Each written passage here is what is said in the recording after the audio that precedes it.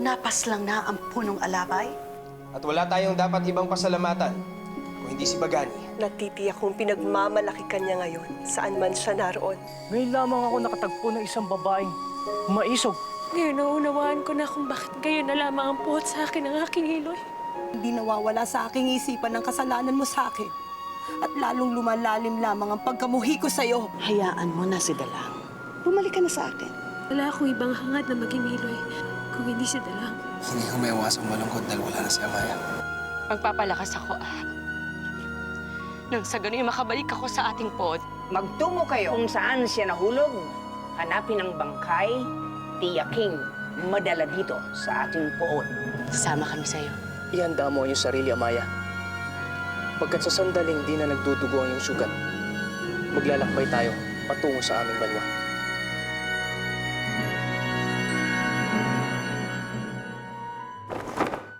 Hindi madali ang nais niyong ipagawa, Oray Hilway. Maaring inanod na ng tubig ang bangkay ni Amaya o dili kaya'y nilapa na ito ng mga pating.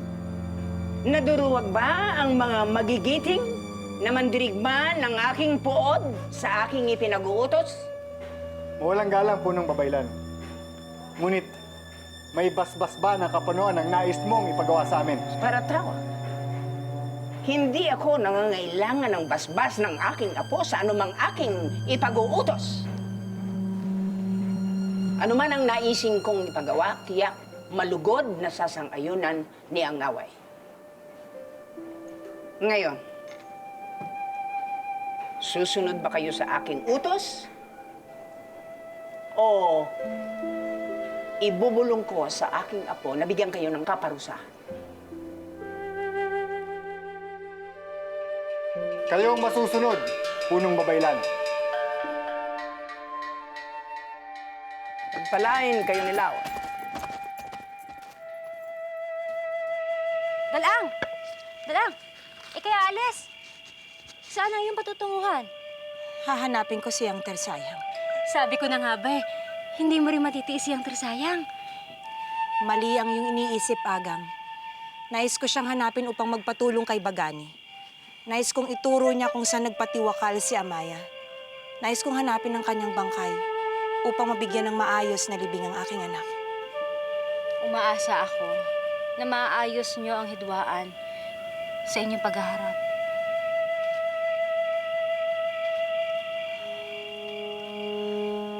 Diang Lamitan. Ikaw ang aking sadya, Dalang.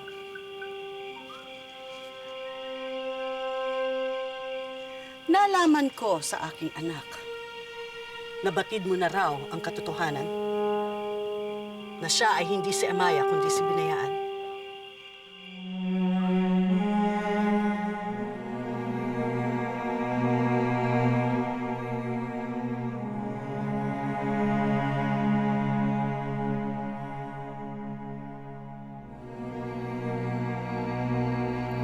Manhin,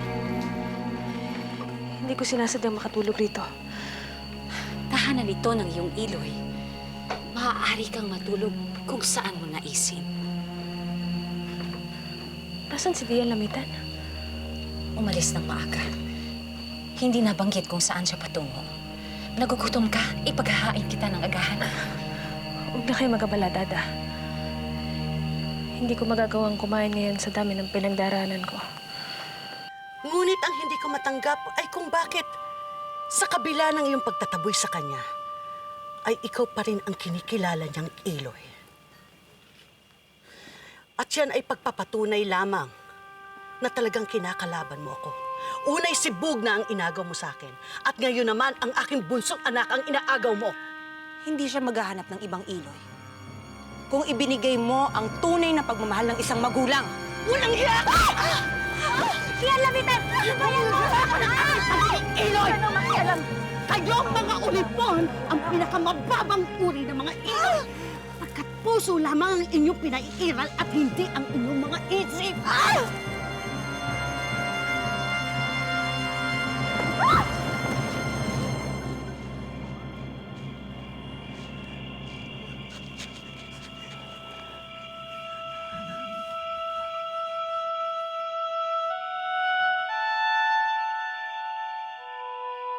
Nabalitaan ko ang tungkol sa iyong kapatid.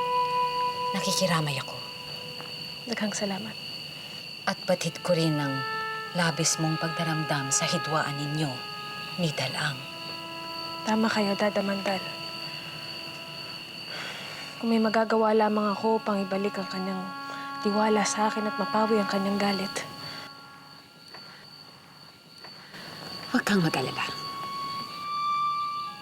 Sa sandaling makapag-isip-isip at matanto ni Dalang na kahit na ikay hindi niya tunay na anak, ay ikaw na lamang ang mayroon siya pagkat wala na si Amaya.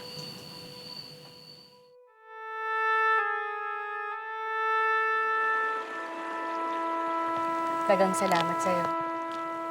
Nabanggit sa akin ni Ahak na isa kang alabay. Kung gayon, bihasa ka rin sa panggagamot? Totoo ang iyong mga sinambit. Isa yan sa mga pinag-aralan ko. Tinuruan ako ng mga babaylan. Natutunan ko lamang ito mula sa aking ama. Bukod sa pagiging isang pinuno, ang aking ama rin ang pinakamagaling na manggagamot sa aming banwa. Kaya siya ay isang bagani. Si Agto, taga saang banwa siya? Si Agto ay nagmula sa banwa ng Kapatagan. Hindi namin siya kalahi. Siya'y tapat naming kapanalig. Kapag bumababa kami ng bundok, si Agto ang kinakatagpo namin upang tulungan kami ipagbili sa pamilyan ang mga kalakal naming mga prutas at gulay. Sa paglipas ng panahon, ay naging mabuting kaibigan ko na si Agto. Malalim na ang kanyang pagkakilanlan sa akin. Nang ako'y magkaisip, ang buong akala ko'y kami lamang may mga batok at mga dayuhang malalakal ang naninirahan sa pulong ito. Hindi mo lubos sa kalaing, may mga katulad pala namin kaiba sa inyo na naninirahan sa bundok. Kaya't ako'y nasasabik na makarating sa inyong banwa. Nang sa ganun makita ko ang pagkakaiba at pagkakahalin tulad namin sa inyo. Hindi mo na kailangan mainip, Amaya. Sa aking sapantaha, malapit na maghilom ng tuluyan ang iyong sugat. At makakapaglakbay na tayo. At hindi magtatagal, masisilayan mo na ang aming banwa.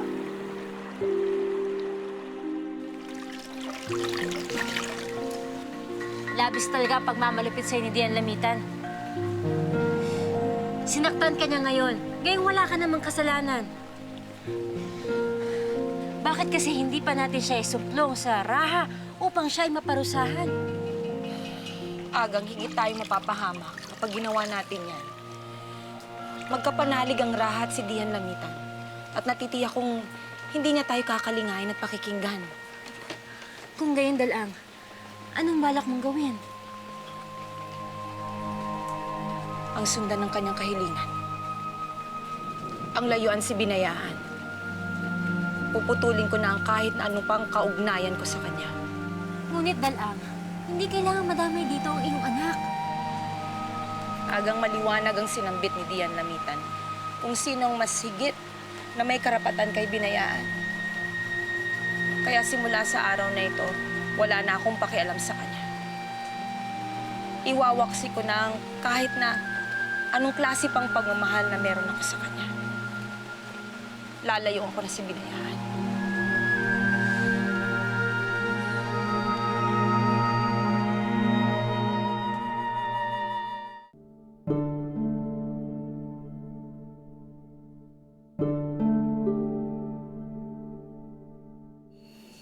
Nagagalak akong makita kang muli, Umbo.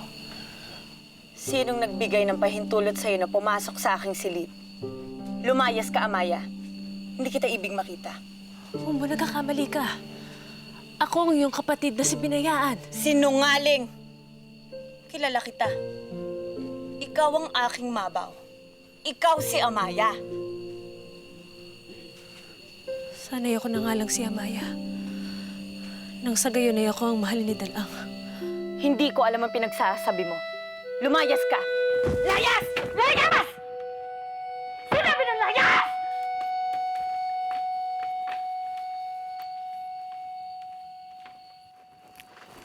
Binayaan, bakit tila matamlay ka? May nangyari ba? Tinalo ko si Umbo Marikit. Ngunit nagalit na naman siya sa akin. Inakala niya na namang ako si Amaya.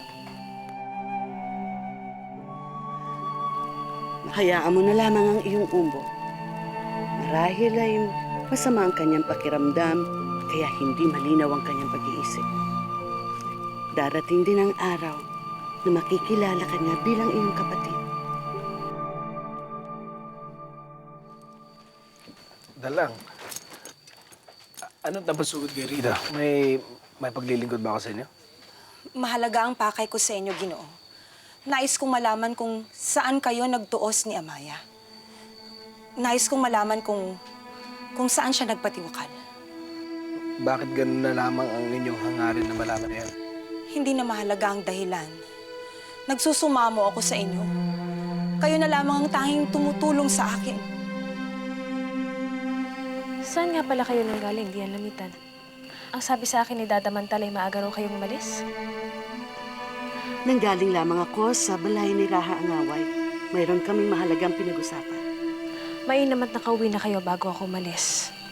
Babalik na muna ako sa aming balay. Nais kong silipin ang aking iloy at alamin kung humupa ng kanyang galit sa akin.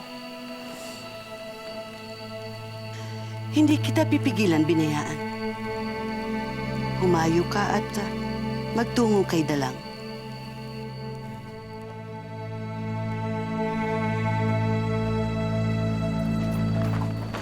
Ginoo, ibig sana namin magpaalam bago kami maglayag. Anong iyong tinutukoy sa Gel? Saan kayo maglalayag? Inutusan kami ng punong babaylan na magbalik sa pulo kung saan iyong natuntun ang punong alabay. Nais ni Uray Hilway na hanapin ang bangkay ni Amaya. Maaari akong sumama sa inyo. Nais kong tumulong hanapin ang bangkay ni Amaya. Dalang, mapanganib ang paglalakbay na gagawin ng para tawag at sungil. Hindi ako makakapayag na sumama kayo. Ginoo, pahintulutan niyo ko. Mahalaga para sa akin ang matagpuan ng bangkay ni Amaya. Huwag ka mag-alala, Dalang. Kapag natagpuan na namin ang bangkay ng punong alabay, ay agad namin ipagbibigay alam sa iyo sa aming pagbabalik.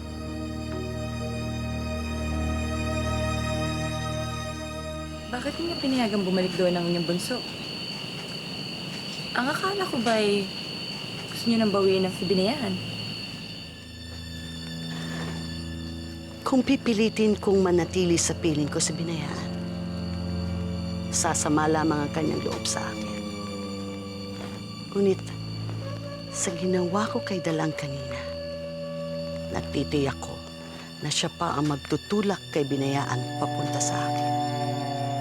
Nang sa gayon, lalabas na ako ang kakampi ng aking anak at makukuha ko ng buong-buo ang kanyang loob at ang kanyang pagtitiwala. Bakit ba ganun na lamang kahalaga sa inyo na makuha ang tiwala ni Binayaan? Ano ba talagang binabalak niyo sa inyong bunso?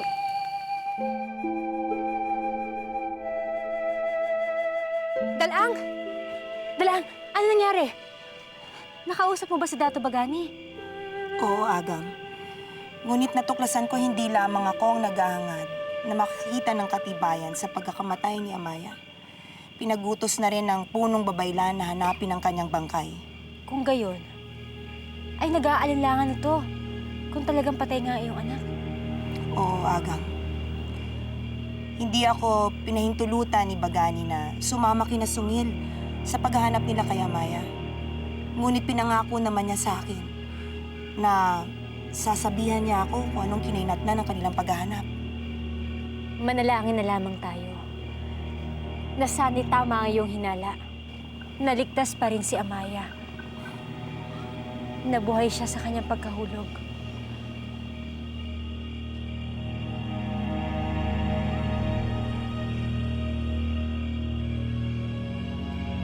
Huwag na naman akong iwasan, Niloy.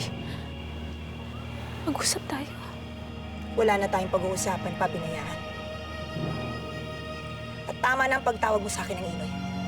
Si Dian Lamitan ang iyong tunay na magulang. Kaya tumalis ka na. Magtungo ka na sa tunay mong Iloy. Kayo lamang ang Iloy na aking kikilalanin at mamahalin. Sayang lang ang pagmamahal mo. Hindi ko na ito masusuklian.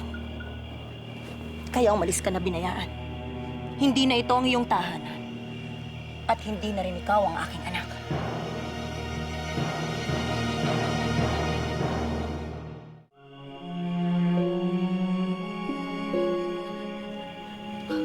naman ako itatwa, Eloy. Hayaan nung bumawi ako sa pagkakasalang aking nagawa.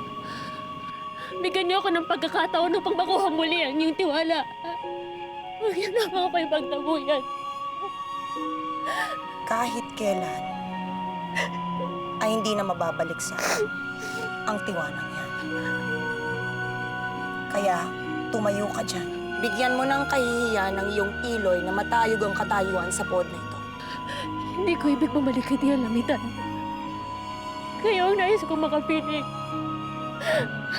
Hindi ba't nangako ako sa inyo noon na habang buhay ko kayong aalagaan at mamahalin, na ipagtatanggol ko kayo sa anumang uri ng kapahamakan. Hindi, parang awa mo na.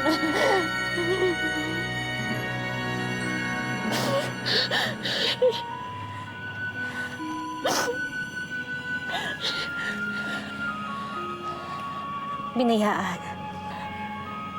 Kung nais mo talaga na pangalagaan sa Dalaang at iyakin na hindi siya masasaktan, ay sundin mo na lamang ang utos niya.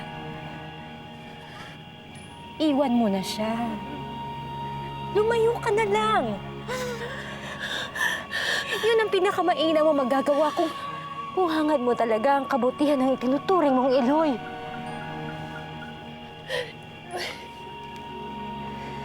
Hindi, patawarin mo. Eloy.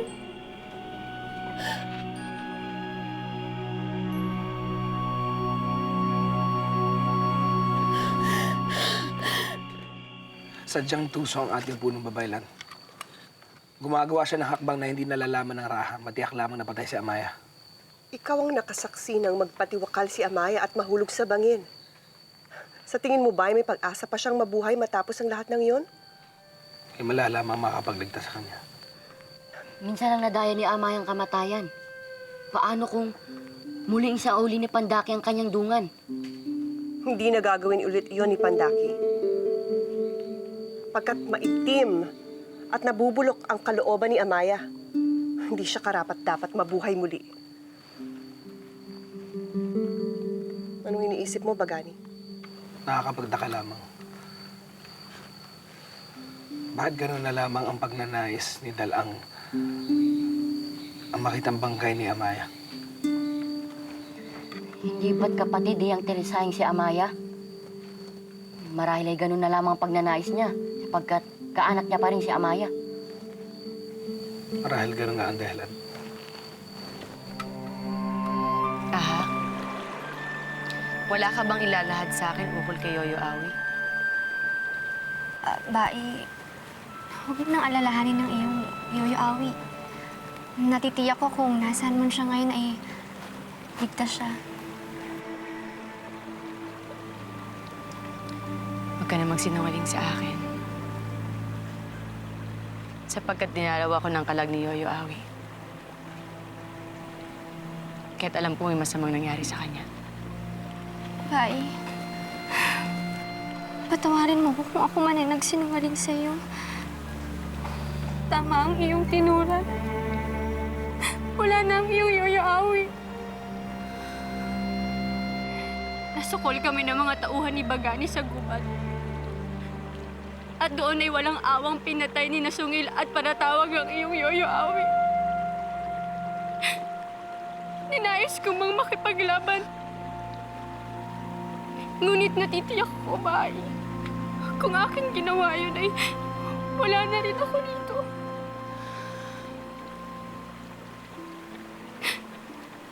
Tawarin mo ako. Tama lamang ang iyong ginawa. Sapagkat wala tayong sapat na lakas upang paghigantihan si Angaway. Ngunit darating ang panahon. Muli tayong babalik sa ating puot. Kapag may sapat na lakas na tayo, babalikan natin si Angaway.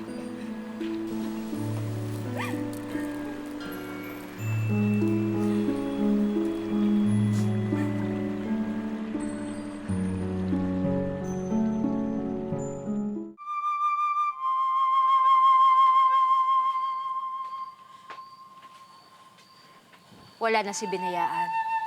Nakaalis na siya. Dalang, huwag mo na ikubli sa akin ang iyong pagtangis. Alam kong nahihirapan ang iyong kalooban sa lahat ng nangyayaring ito. Ginawa ko lang ang karapat-dapat at tama. Tama. Ayon sa iyo o ayon kay Dian Lamitan? Dalang magtapat ka sa akin. Nais mo ba talagang putulin ang ugnayan ninyo na Binayaan? Sapagkat ang aking pakiwari ay may pitak pa rin siya sa iyong puso. Nakapinit na ang puso't isipan ni Dalang. Ayaw nang pakinggan ng anumang paliwanag ko. Tuluyan na nang pinutol ang aming pagsasama. Sadyang napakalupit ni Dalang. Ni hindi man lamang niya naisip ang mga kabutihang ipinakita mo sa kanya noon.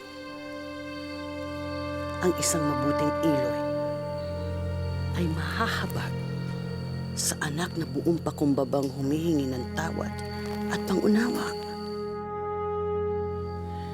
Agang, mayroon pang pagmamahal sa puso ko para kay Binayaan. Ngunit kinakailangan ko ng putulin ito pagkat inuusig na ako ng aking tanlag. Paano ko maaatim na mahalin si Binayaan samantalang ang anak kong patay na? Ay kahit kailan ay hindi nakatikim ng pagmamahal na galing sa akin.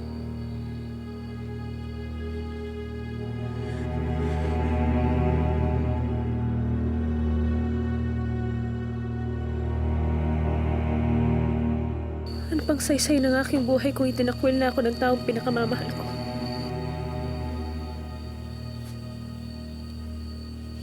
Narito pa naman ako, Binayaan.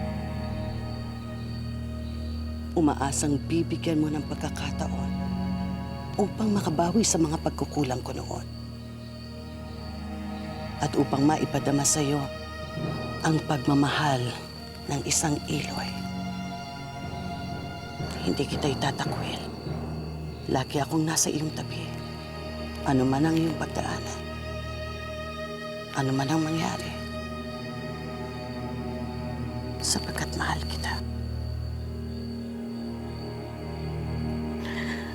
Daghang salamat, Iloy.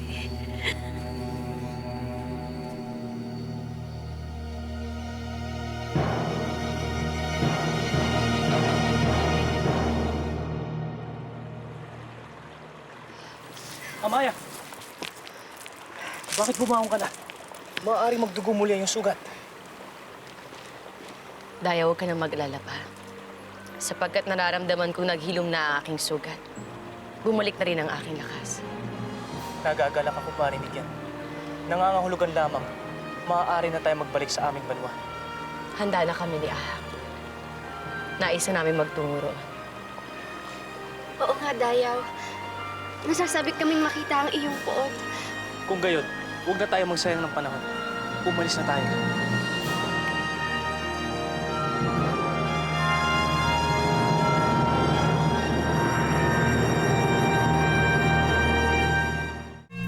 Natagpuan ba kayo para tawag? Sinisid na nila ang pinakamalalim na kaya nilang marating. Subalit, wala silang nakitang bangkay. Tila nag-aaksaya lamang tayo ng panahon natin dito. Sangayon ako kay Taban. Mukhang wala ng pag-asa na makita pa natin ang katawan ni Amaya. Batid ko yan para tawag. Ngunit kung uuwi tayo na walang dalang bangkay, hindi titigil ang ating mga pinuno na isugo tayo upang hanapin ito. Kailangang may maipakita tayong katawan kay Uray Hilway at kay Angaway. Ano ang iyong iminumungkahi? Nasisira ka na ba? Bakit mo pinasakitaban?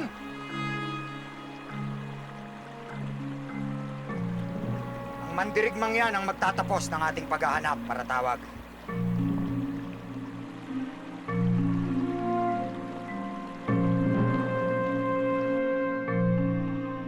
Kinasisiya ko na nakita ka ulit. Iloy. Lagi mong tatandaan. Mahal na mahal ko ni Amaya.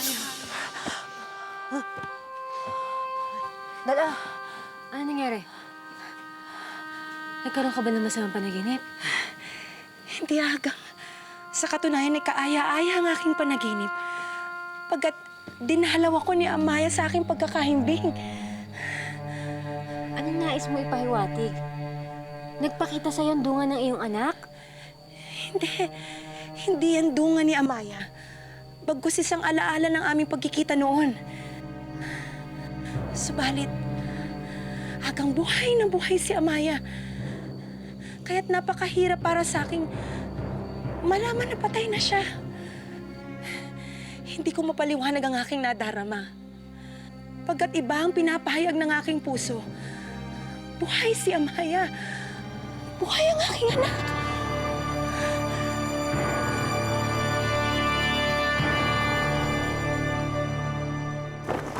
Batid ko kung paano tumakbo ang iyong isipan. Gagamitin mo ba ang iyong bunso upang maisulong ang iyong pansariling hangarin? Naging malupit ang kapalaran sa akin. Pagkat puso mo na lamang ang tanging labi na naibalik sa akin. Hindi kita malilimutan, Amaya. Maalam, aking tala, aking buwan. Bakit magkasama kayo ng aking iloy? Natagpuan na ng sungil at paratawag ang bangkay ng iyong kapatid. Ngunit ang binalik lamang nila ay ang kanyang puso. Yun ang inilibing namin ng iyong ilay. Inuusig ako ng sarili kong tanlag, Sungil. Patid nating dalawa na ang kanilang ipinagluluksa ay hindi ang tunay na puso ni Amaya. Hindi natin natagpuan ang bangkay ni Amaya. Nangangahulugan kaya na buhay pa nga si Amaya. Anong sumagi sa isip mo, Dayaw? At ikaw nagdala dito ng dalawang dayo. Paano na lamang kung sila ay kaanak ng mga tanggalin nating may batok? Wala akong tiwala sa mga tayong dalawa. May gutom akong kaguluhan lang ang dala nila. Kung totoong buhay pa ang babaeng may kampalahas, nangangahulugan na hindi pa tapos ang kanyang buhay. Meron pa siyang gawain na kailangang tapusin. Kaya palayasin mo na ang dalang babaeng kasama mo. Ayaw nilang matulad sa kapalaran ng mga dayong sumukot sa atin. Paano pag umalis na tayo rito? Saan na tayo pupunta?